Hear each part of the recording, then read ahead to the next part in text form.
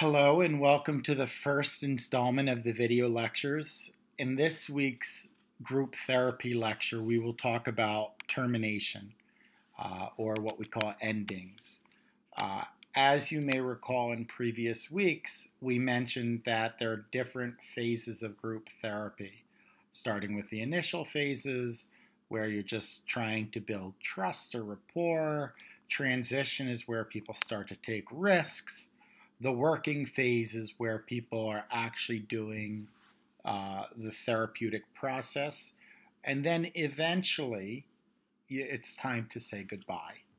So in this particular case, we're going to talk about termination.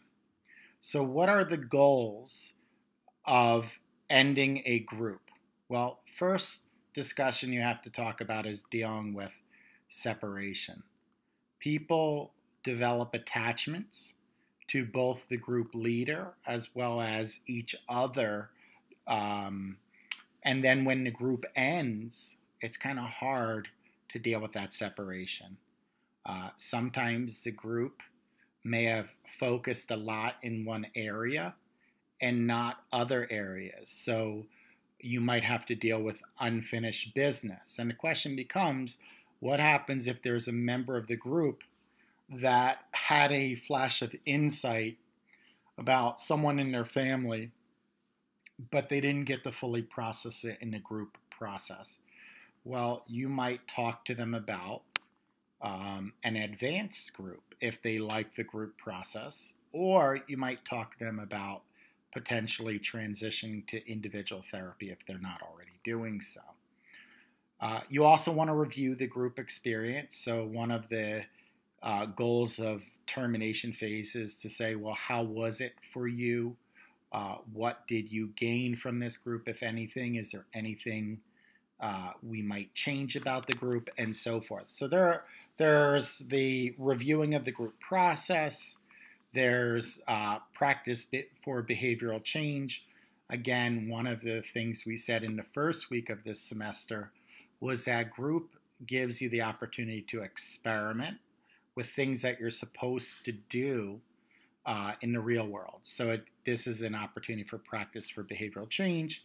Again, you're giving continuous feedback and discussing, well, how do we carry this learning further outside of the group? And we talked about homework, so I'll move that. So as the group leader, what are some of your goals? So as the group leader, you have to explore any feelings that a person might have related to termination. We talked about different attachments and transference and countertransference that a person could have. So trying to explore, well, what does it mean that we're saying goodbye? If a person struggles with attachment, saying goodbye could be a very difficult thing for them. So that's that. We talked about the homework assignments and whatnot. Before you terminate, you might want to explore with the group what they thought about one another.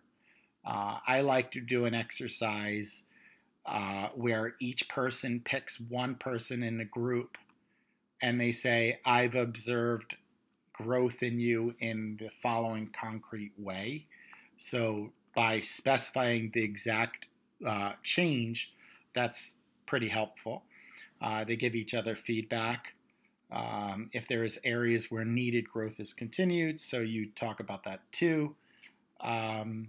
We also want to make sure as a group leader that our members know that even after the group ends, the things that were said in group stay in group. Now, because this was a classroom setting, obviously those of you who are not graduating, you're going to interact with one another as part of the same cohort. So whatever was discussed in group has to stay here.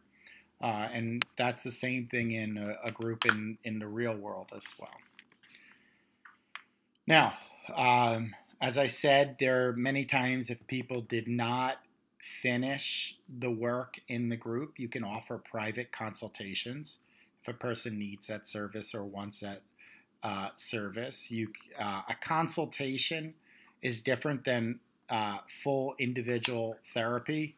Consultation is usually a one-off situation that you tell them, hey, if you ever something happens and you want to call me, we can set up a consultation. You could also set up a follow-up group, right? So what I refer to as an advanced group, or individual sessions. If you don't feel comfortable doing individual sessions, you might identify referral sources for people to continue their work, and then we evaluate strengths and weaknesses of the group. Every group has strengths, every group has weaknesses. So by the end of this semester, we should be able to ask ourselves, what went well and what would we have liked to have seen different? And it's not a criticism of me. It's not a criticism of each other or your group leader skills, but it's good feedback for you and for me to think about how we would do it differently. I imagine this semester, because we're doing some of it telephonically, we're gonna have some unique perspectives. All right, so giving feedback, here are examples of how you might give someone feedback. My greatest fear for you is blank. If you're gonna use that kind of feedback, make sure you have a good relationship with them. My hope for you, that's a lovely one. My hope for you going forward is this, that, or another. I see you blocking your strengths by this, that, or another. These are just examples. I don't need to read them all, but at the end of a group, you might give one another feedback. All right. So,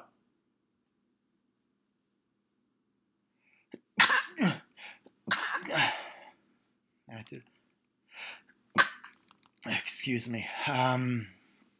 So, also, one of the things we talked about earlier in the semester is that group therapy, I don't know why I'm sneezing.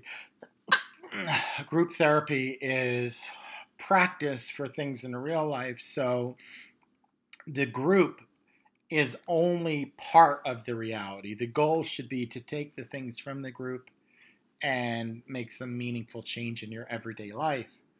So it's a means to an end, not the end in and of itself. So some of the discussions we might have will give you some insight. Some of the changes you might have might be subtle. For example, I know some of you are more reserved than others. So you might have had an incremental shift to being more forthcoming, sharing a little bit more, and so forth. And then you could decide what you want to do with the information you discovered. And that is a very brief endings lecture. So we're going to stop here, and next week I'll continue with other lectures.